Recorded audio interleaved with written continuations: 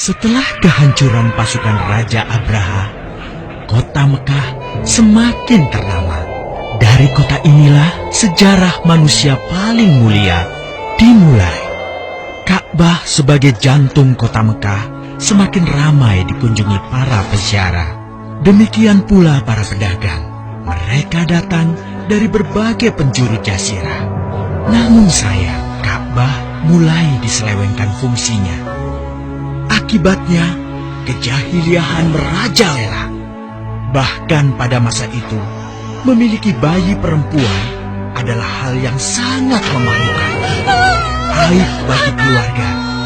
Sehingga sebagian dari mereka tega membunuh bayi perempuan mereka sendiri. Di tengah kondisi masyarakat jahiliyah itulah Nabi Muhammad dilahirkan.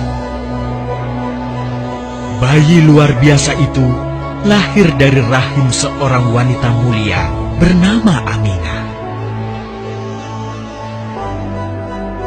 Pada saat itu ditandai peristiwa-peristiwa yang luar biasa. 10 balkon istana Kisra runtuh. Juga padamnya api-api yang biasa disembah oleh orang-orang Majusi.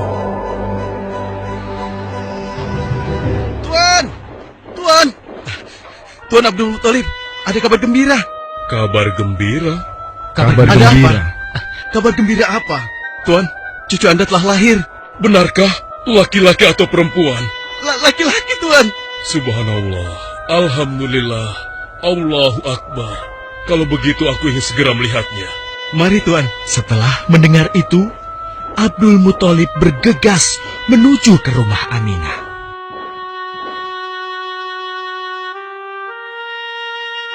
Ah, cucuku, kasihan engkau terlahir yatim. Dengan penuh kasih sayang, Abdul Muthalib membawa cucunya ke Ka'bah.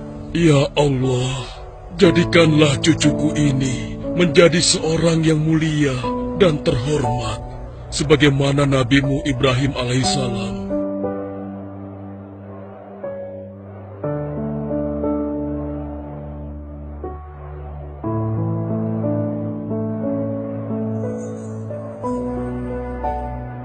Siapa namanya, Ayah? Muhammad. Muhammad? Iya, aku akan menamainya Muhammad. Artinya yang terpuji. Kehadiran Muhammad kecil sungguh memberi kebahagiaan. Tidak hanya bagi keluarga Bani Hashim.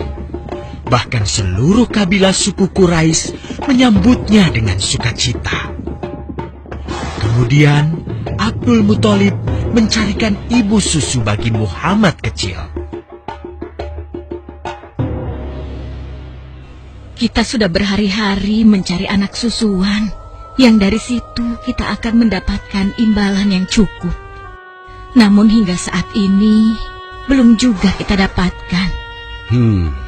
Ya, istriku, aku mengerti. Apa kita terima saja bayi yatim itu? Muhammad maksudmu? Iya, cucu dari Abdul Muthalib. Kasihan dia. Hampir semua teman-teman dari rombongan kita tidak ada yang mau menyusuinya. Karena tidak ada harapan untuk mendapatkan imbalannya dari ayah bayi itu. Betul juga engkau, istriku. Kasihan anak itu. Aku mendukungmu jika engkau susui dia. Mudah-mudahan Allah memberikan keberkahan bagi kita. Halimah segera mendatangi Abdul Muthalib. Dia bersedia untuk menjadi ibu susu dan pengasuh bagi Muhammad kecil. Betapa gembira Abdul Muthalib mendengarnya. Halimah dari Bani Sa'ad itu akhirnya dipercaya Abdul Muthalib untuk mengasuh cucunya 2 tahun lamanya. Ayo istriku, kita berangkat sekarang. Sebentar lagi suamiku. Insya Allah kita berangkat sampai anak ini kenyang. Kalau begitu, aku lanjutkan berkemas-kemas dahulu. Hah? Ada apa suamiku? Lihat, unta dan keledai kita. Mereka demikian sehat, tidak seperti sebelumnya. Subhanallah. Betul, suamiku. Tidak seperti kemarin. Demi Allah, kau tidak salah memilih istriku. Kau telah mengambil anak yang dipenuhi dengan barokah. Allah melimpahkan keberkahan atas Halimah dan suaminya. Mereka pulang ke kampung Bani Sa'ad dengan penuh rasa syukur. 2 tahun berlalu sudah. Tugas Halimatus Sa'diyah sesungguhnya telah usai. Saatnya Muhammad kecil harus dikembalikan kepada ibunya. Terima kasih Halimah. Engkau telah merawat anakku dengan baik selama 2 tahun. Tidak ada yang bisa kuberikan, kecuali aku berdoa. Semoga Allah memberkahi engkau dan keluargamu. Amin. Saya juga bersyukur diberikan kepercayaan dan kesempatan merawat anakmu, wahai Ibu Aminah. Namun, begini Bu, mohon maaf. Kalau boleh, izinkan aku merawat Muhammad lebih lama lagi. Aku masih sangat sayang padanya. Baiklah, kalau begitu aku setuju dengan usulmu. Bawa dan rawatlah Muhammad sebagaimana dia anakmu sendiri. Terima kasih, Ibu. Terima kasih. Begitulah, Muhammad kecil kembali ke tengah-tengah Bani Sa'ad. Ia tumbuh menjadi anak yang memiliki banyak teman. Karena kemuliaan akhlaknya. Tatkala berusia sekitar 4 tahun, terjadilah suatu peristiwa. Muhammad, Bu! Muhammad! Muhammad? Kenapa Muhammad? Muhammad dibawa orang. Hah? Dibawa orang? Diculik? Coba ceritakan. Ketika kami tengah bermain, tiba-tiba ada orang dewasa datang. Dia langsung membawa pergi Muhammad dan membunuhnya. Hah? Membunuhnya? Ya Allah, di mana? Di mana? Antarkan ibu ke sana. Dengan perasaan cemas, Halimah bergegas menuju tempat itu. Dan dilihatnya, Muhammad kecil tengah terduduk. Muhammad, apa yang terjadi denganmu? Dengan sangat tenang dan jelas, Muhammad kecil menceritakan apa yang telah terjadi. Bahwa seseorang telah membelah dadanya, mengambil hatinya, kemudian mencucinya dan mengembalikannya lagi ke tempatnya semula. Maka sesungguhnya yang datang itu adalah malaikat Jibril. Dia ditugaskan Allah untuk mencuci hati Rasulullah sehingga bersih dari segala kecenderungan setan. Subhanallah, sungguh anak ini bukanlah anak sembarangan. Sebaiknya aku kembalikan saja kepada ibunya. Peristiwa itu membuat Halimah sangat khawatir. Maka bergegaslah Halimah mengembalikan Muhammad kecil kepada ibunya. Menginjak usia yang ke-6 tahun, Muhammad kecil diajak ibunya untuk berziarah ke makam ayahnya, Abdullah di Yathrib. Dalam perjalanan pulang kembali ke kota Mekah, Aminah pun jatuh sakit. Dari hari ke hari, tubuhnya semakin melemah. Hingga di sebuah kota bernama Abwa, letaknya antara Mekah dan Yathrib, Aminah meninggal di sana. Dan Muhammad kecil pun menjadi seorang anak yatim piatu. Sejak itulah, Muhammad kecil dirawat dengan penuh cinta dan kasih sayang oleh kakeknya, Abdul Muthalib. Muhammad, sudah berhentilah memerah susunya. Insya Allah, sudah cukup untuk persediaan kita hari ini. Beristirahatlah sejenak. Makanlah agar kau tetap sehat.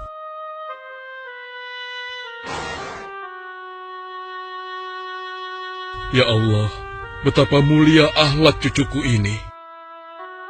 Namun, kasih sayang Abdul Muthalib tidak berlangsung lama. Saat usia Muhammad 8 tahun, Abdul Muthalib kakeknya yang sangat menyayanginya itu meninggal dunia. Kemudian, pengasuhan atas Muhammad pun beralih ke pamannya, Abu Thalib.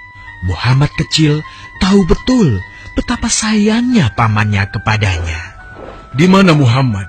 Ia tengah mengembalakan kambing milik salah seorang penduduk Mekah, suamiku. Sejak kapan dia keluar rumah? Sekitar waktu subuh tadi.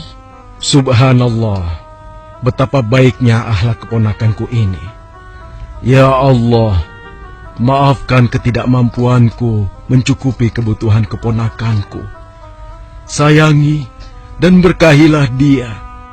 Jadikanlah dia orang yang mulia di antara manusia. Hingga saat usia Muhammad menginjak 12 tahun, pamannya Abu Thalib mengajaknya berdagang ke Syam. Sampailah mereka di satu daerah bernama Busra. Saat mereka beristirahat, datanglah seorang pendeta menghampiri. Wahai saudaraku, selamat datang di Busra. Tampaknya kalian bukan orang sini. Dari manakah kalian berasal? Terima kasih saudaraku. Kami datang dari Mekah. Lalu, siapakah gerangan anak ini? Ini adalah keponakanku. Muhammad namanya. Apakah engkau bertanggung jawab atasnya, Tuan? Ya, Kemana ayahnya?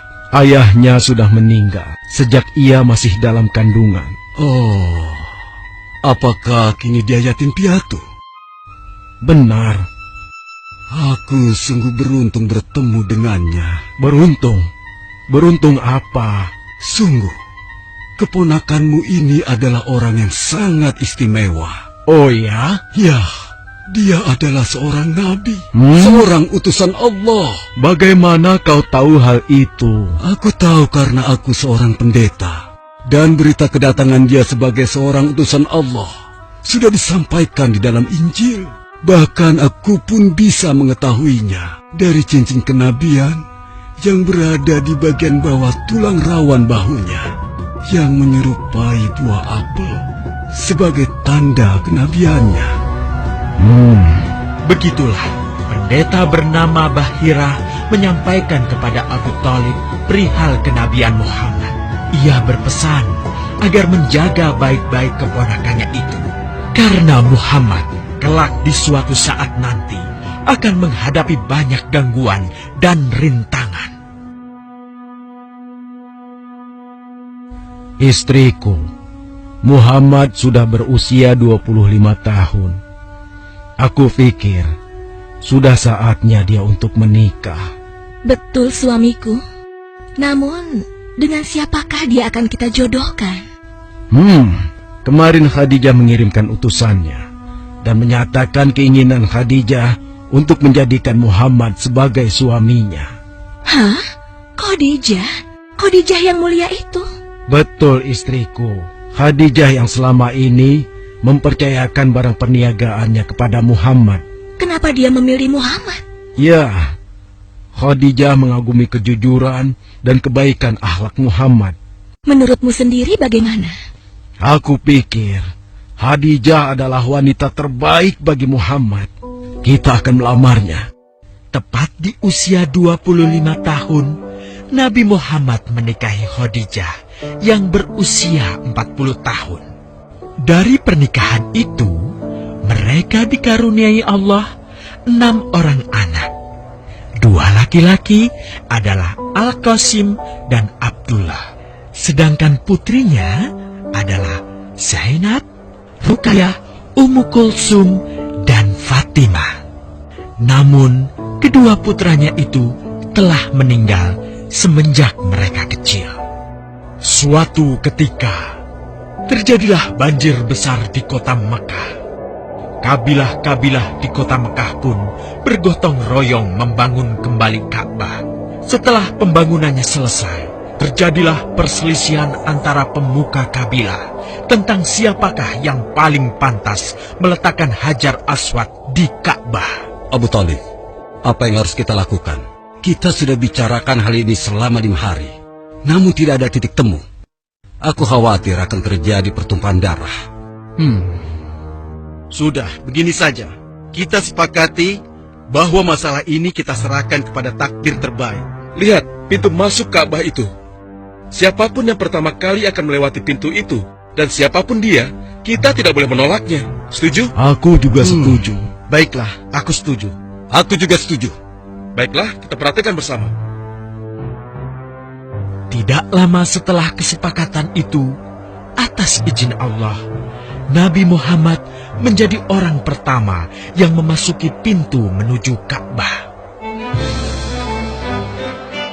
Alhamdulillah, segala puji bagi Allah. Ternyata Muhammad, dan memang dia adalah orang yang tidak pernah kita temui ada celah. Betul? Betul. Ya, Betul. Nabi Muhammad pun menerima kepercayaan itu. Dengan kebijaksanaannya, Nabi Muhammad meminta sehelai kain, lalu meletakkan Hajar Aswad di atasnya. Nabi Muhammad mempersilahkan seluruh pemuka kabilah untuk memegang ujung-ujungnya dan mengangkatnya secara bersama-sama.